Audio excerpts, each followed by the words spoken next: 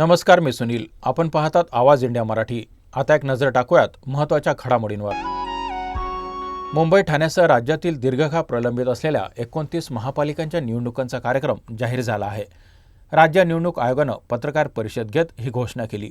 या महापालिकांसाठी 15 जानेवारी रोजी मतदान होणार असून 16 जानेवारी रोजी निकाल जाहीर केला जाणार आहे.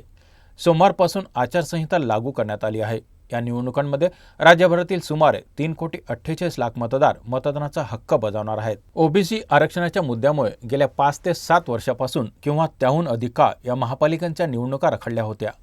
सर्वोच्च न्यायालयाच्या निर्देशानंतर स्थानिक स्वराज्य संस्थांच्या निवडणुकांचा मार्ग आता मोकळा झाला आहे. त्यानुसार 2 डिसेंबर रोजी नगरपालिका आणि नगर परिषदांच्या निवडणुका पार पाडल्या होत्या. तर आता उर्वरित 29 महापालिकांच्या निवडणुकांचा कार्यक्रम जाहीर करण्यात आला आहे. या महापालिका निवडणुकांसाठी 1 जुलै 2025 रोजीची मतदान यादी ग्राह्य धरण्यात येणार आहे. ही यादी केंद्रीय निवडणूक आयोगाकडून आली असल्यानं त्यामध्ये नावे वगळण्याचे अधिकार राज्य आयोगाला नाहीत, असं स्पष्ट करण्यात आलं आहे. राज्यातील 29 महापालिकांच्या निवडणुकांचा कार्यक्रम जाहीर झाल्यानंतर मुख्यमंत्री देवेंद्र फडणवीस यांनी आपली पहिली प्रतिक्रिया दिली आहे. सरकारने केलेल्या कामाच्या जोरावर मुंबईसह राज्यभरात जनतेचा कौल महायुतीच्या बाजूने असेल असा विश्वास त्यांनी व्यक्त केला आहे.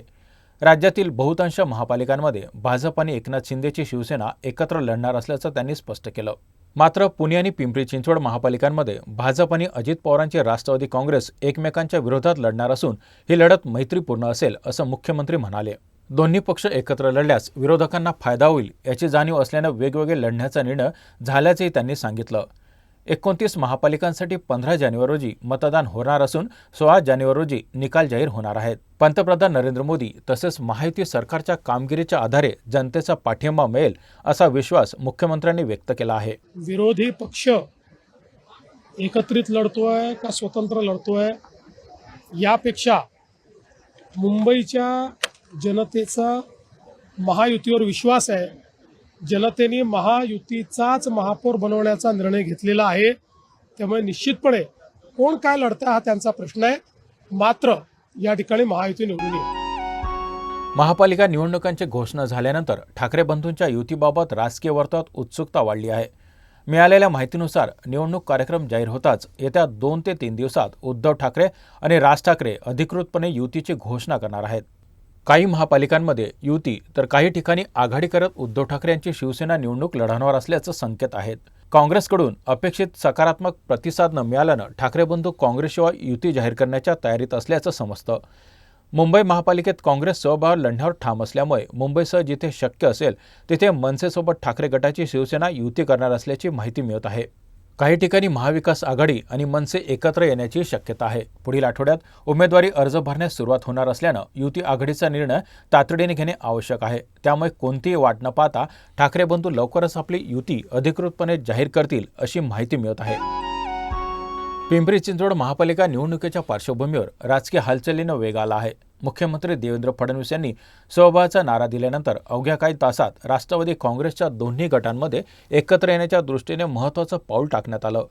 अजित पवार गटाचे निवडणूक प्रमुख नाना काटे आणि शरद पवार गटाच्या कोर कमिटीचे सदस्य सुनील गव्हाणे यांची बैठक पार पडली. हे दोन्ही राष्ट्रवादी गटाची पिंपरी चिंचवडमधील पहिली संयुक्त चर्चा ठरली. यामुळे सुप्रिया सुळेंनी मतविभाजन टाळण्यासाठी स्थानिक पातळीवर चर्चा करण्याचा सल्ला दिल्याचा दावा नाना काटे यांनी केला. वरिष्ठ नेत्यांच्या आदेशानुसारच ही बैठक झाल्याचं दोन्ही नेत्यांनी स्पष्ट केलं. या बैठकीत निवडणूक चिन्ह आघाडीची रचना, एकनाथ शिंदे यांच्या शिवसेनेसोबत जाण्याची शक्यता आणि भाजप विरोधात कोणतं समीकरण अंतिम करायचं यावर प्राथमिक चर्चा करण्यात आली आहे. अरे बाबा, आत्ता निवडणूक जाहीर झाली. स्थानिक जी काही जिल्हा असेल किंवा कॉर्पोरेशनला स्थानिक ते शहर असेल तिथल्या जिल्हाध्यक्षांना आणि तिथल्या जे काही आजी माजी पदाधिकारी, आमदार, खासदार यांना तो अधिकार द्यायचो की तिथली एक राजकीय परिस्थिती बघून तुम्ही तुमचे निर्णय घ्या आणि तशा पद्धतीनं ते निर्णय घ्यायचे आणि निवडणुका व्हायच्या. राज्यातील 29 महानगरपालिकांच्या निवडणुकांची घोषणा झाल्यानंतर मतदार यादीतील त्रुटीवरून काँग्रेस नेते बाळासाहेब थोरात यांनी राज्य निवडणूक आयोगावर जोरदार टीका केली आहे. केंद्रीय निवडणूक आयोगाची मतदार यादी तशी स्वीकारणे हे निकोप लोकशाहीसाठी योग्य नसल्याचं त्यांनी म्हटलं. मतदार यादीतील दुबार नावे आणि इतर अडचणी आधीच दुरुस्त करायला हव्या होत्या. मात्र पूर्वी अधिकार असल्याचं सांगणारा आयोग आता अचानक अधिकार नसल्याचं सांगत असल्याचा आरोप थोरात यांनी केला आहे. मतदार यादीत केवळ 10% गोंधळ असला तरी त्याचा मोठा परिणाम होऊ शकतो असा सवाल उपस्थित करत डिजिटल युगात दुबार नावे स्पष्ट दिसत असतानाही त्यात बदल न होणे म्हणजे निवडणूक प्रक्रिया कुठल्या तरी रिमोट कंट्रोलखाली चालत असल्याचा संशय त्यांनी व्यक्त केला आहे. निवडणूक आयोगाच्या भूमिकेला त्यांनी निवडणुकीचा पोरखळ अशी टीका करत वारंवार उल्लेख होणाऱ्या ब्राझील मॉडेलची प्रत्यक्ष अंमलबजावणी केव्हा होणार असा सवालही त्यांनी उपस्थित केला आहे. सर्व महानगरपालिका 29 महानगरपालिकांची घोषणा करण्यात आली आता मला समजले. परंतु एक गोष्ट आहे की मतदार याद्यांमध्ये जी दुरुस्ती करायला पाहिजे होती ती केली का नाही असा प्रश्न असला. ती जर दुरुस्त करणार नसतील तर ते काही ठीक नाही असं माझं मत आहे. कारण प्रचंड घोळ हा मतदार यादीमध्ये आहे. जी केंद्रीय निवडणूक आयोगाची मतदार यादी आहे ती आम्ही 1 जुलैला स्वीकारली आणि तुम्ही तशी वापरली, चुकांसह ती स्वीकारली. एक तर केंद्रीय निवडणूक आयोग जो राज्याचा आहे त्यांनी का नाही दुरुस्त केलं सगळं. तक्रारी तर आम्ही विधानसभेच्या वेळेसच केल्या त्या काही त्यात घोटाळा आहेत म्हणून. परंतु पुन्हा 1 जुलैला देणं हे सुद्धा तितकंच 1 जुलैची यादी पुन्हा तशीच ॲक्सेप्ट करणं आणि त्यावर निवडणुका घेणं हे काही निकोप लोकशाहीचं लक्षण नाही. नवी मुंबई आणि ठाणे येथे मतदार याद्यांमध्ये बोगस नोंदी असल्याचा आरोप मनसेने निवडणूक आयोगाकडे केला होता. मात्र आयोगाकडून यावर अद्याप कोणतीही कारवाई झालेली नाही. या पार्श्वभूमीवर मनसेचे मुंबई अध्यक्ष संदीप देशपांडे यांनी स्पष्ट केलं की ज्या ठिकाणी बोगस मतदार आढळतील त्या ठिकाणी मनसेकडून कडक कारवाई केली जाईल. देशपांडे म्हणाले की 3.5 वर्षापासून मतदार याद्यांमध्ये घोळ सुरू होता, परंतु तो अद्याप सोडवला गेलेला नाही. त्यांनी स्पष्ट केले की जिथे बोगस मतदार आढळेल तिथे काय कारवाई करायची हे राजसाहेबांनी ठरवलं आहे. संदीप देशपांडे यांनी मुंबईच्या महापौर पदासाठी मराठी उमेदवार निवडण्याची भूमिका घेतली असून मराठी माणूसच महापौर होईल असा विश्वास त्यांनी व्यक्त केला आहे. नाही, मला असं वाटतं प्रथम तर मी म्हणेन की 3.5 वर्षांनी आज गंगेत घोडं राहिलं. इतके दिवस आज निवडणुका, उद्या निवडणुका, 4 महिने पुढे, 2 महिने मागे जे काय चाललेलं त्याच्यावर अखेर पडदा पडला आणि निवडणुका घोषित झालेल्या आहेत. निश्चितपणे ही एक आनंदाची बाब आहे. पण ज्या पद्धतीने मतदार यादीत घोळ होता तो सुधारण्याच्या ऐवजी तशाच घोळांचं आपण निवडणुकीला सामोरं जातोय. पण एक निश्चित सांगतो की जिथे आम्हाला बोगस मतदार आढळतील तिकडे त्यांना काय ट्रीटमेंट द्यायची आम्हाला राजसाहेबांनी सांगितले, त्या पद्धतीने आम्ही त्यांना ट्रीटमेंट देऊ. आणि मुंबईचा महापौर हा मराठीच असेल या एका उद्दिष्टाने अख्खा मराठी माणूस यावेळेला निवडणुकीमध्ये उतरणार. संसदेचं हिवाळी अधिवेशन सुरू असतानाच मराठा आंदोलक मनोज जरांगे हे दिल्ली दौऱ्यावर दाखल झाले आहेत. बीडचे खासदार बजरंग सोनवणे यांनी दिल्लीमध्ये त्यांचं स्वागत केलं. मनोज जरांगे महाराष्ट्र सदनमध्ये मुक्काम करणार असून आज ते आत्महत्या केलेल्या विद्यार्थी शौर्य पाटील यांच्या कुटुंबाची भेट घेणार आहेत. या प्रकरणात केंद्र सरकारनं तात्काळ हस्तक्षेप करावा, दोषी शिक्षकांवर कठोर कारवाई करावी, तसेच संबंधित शाळेची मान्यता रद्द करावी अशी मागणी मनोज जरांगे यांनी केली आहे. शौर्य पटेल यांच्या कुटुंबियाच्या पाठीशी सर्वांनी उभे राहावं असे आवाहनही त्यांनी केलं आहे. दिल्ली दौऱ्यादरम्यान मनोज जरांगे हे महाराष्ट्रातील काही खासदारांची भेट घेणार असल्याची माहिती मिळत आहे.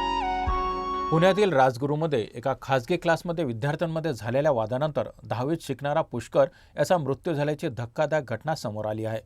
क्लासमध्येच एका विद्यार्थ्याने दुसऱ्यावर हल्ला केला, ज्यामध्ये पुष्कर गंभीररित्या जखमी झाला असून त्याला रुग्णालयात दाखल करण्याच्या काही वेळातच त्याचा मृत्यू झाला. मृत विद्यार्थ्याचे वडील म्हणाले की त्यांचा मुलगा पुष्कर अत्यंत शांत स्वभावाचा होता आणि तो कधीही भांडण करत नव्हता. क्लासमध्ये धारदार शस्त्र कसे आले असा प्रश्नही त्यांनी उपस्थित केला आहे. हा पूर्वनियोजित हल्ला असल्याचा संशय त्यांनी व्यक्त केला असून मारेकऱ्यांवर कठोर कारवाई करण्याची त्यांनी मागणी केली आहे. समृद्धी महामार्गावर सिन्नर तालुक्यातील पाटोळे शिवाराजवळ सोमवारी भीषण अपघात झाला. वेगात असलेल्या कारचा टायर फुटल्याने चालकाचं नियंत्रण सुटलं आणि कार रस्त्याच्या कडेला पलटली. या अपघातात कल्याण पूर्वेतील चिंचपाडा परिसरातील निलेश बुकाने, त्यांची पत्नी छाया बुकाने आणि बहीण वैशाली घुसळे यांचा मृत्यू झाला, तर कारमधील 8 लहान मुलांसह एकूण 7 जण गंभीररित्या जखमी झाले आहेत. लग्न समारंभासाठी जात असताना घडलेल्या अपघातात कारचा पूर्णपणे चेंदामेंदा झाला. जखमींना तातडीने सिन्नर आणि नाशिक येथील रुग्णालयात दाखल करण्यात आला आहे. अपघातापूर्वी कुटुंबीय आनंदात प्रवास करत असल्याचा व्हिडिओ सोशल मीडियावर व्हायरल झाला असून या घटनेमुळे परिसरात हळहळ व्यक्त केली जात आहे.